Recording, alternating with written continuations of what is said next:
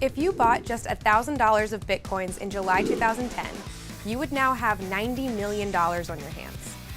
From a mere 5 cents a pop 7 years ago, the cryptocurrency has steadily been climbing in value. What's driving Bitcoin's surge in value? One reason could be the recent upgrades to the system. Transactions are faster and fees are lower. Another reason might simply be that more people know about it and are comfortable with the idea of a cryptocurrency, including investors. As more mainstream traders and investors get on board, the currency is seen as increasingly robust. For the uninitiated, Bitcoin is a virtual currency created by a mysterious individual who goes by the name Satoshi Nakamoto, though that is most certainly not his actual name. Nakamoto introduced his idea for the cryptocurrency in a research paper in 2008, and it was implemented in 2009 as open source code. His reason for creating Bitcoin came down to the flaws he saw in the current system: banks debasing currency, a lack of privacy and security, banks' predatory lending practices, and the difficulties and expenses with transferring money. With e-currency based on cryptographic proof, without the need to trust a third-party middleman, money can be secure and transactions effortless. Bitcoin is not actually a coin, but a line of unique code. And like the dollar bill today, Bitcoin has value because people give it value.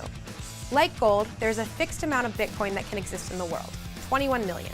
Bitcoin runs on blockchain, a digital ledger that keeps track of every single transaction made in the Bitcoin network, making it especially secure because everything is public and everything is tracked. It's the world's first open financial network.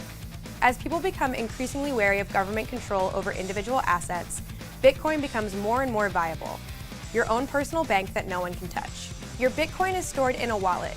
This wallet can be a digital wallet or even a physical one. Wherever you think your unique key, a long string of numbers that is yours and yours alone, will be safest. If you're looking to invest in Bitcoin, you can do so in 3 different ways. Number 1, you can mine your own, which is very difficult. As competition for mining Bitcoins has increased, only those with powerful computers and cash to shell out for energy costs can keep up with processing the increasingly difficult calculations. Number 2, buy some from an online exchange. Or number 3, you can buy shares in a fund that invests in Bitcoin.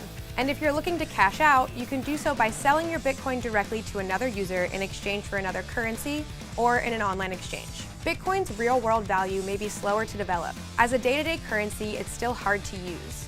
While there are some brick-and-mortar establishments that accept the currency, from hotel chains like Howard Johnson to certain restaurants, it's still difficult to use out in the real world.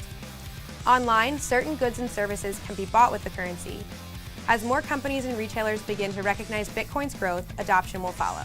For now, the currency's value lies in what it's worth, with Bitcoin holders closely watching its value climb, wondering when, if ever, to cash out. For Uproxx, I'm Frankie Greek.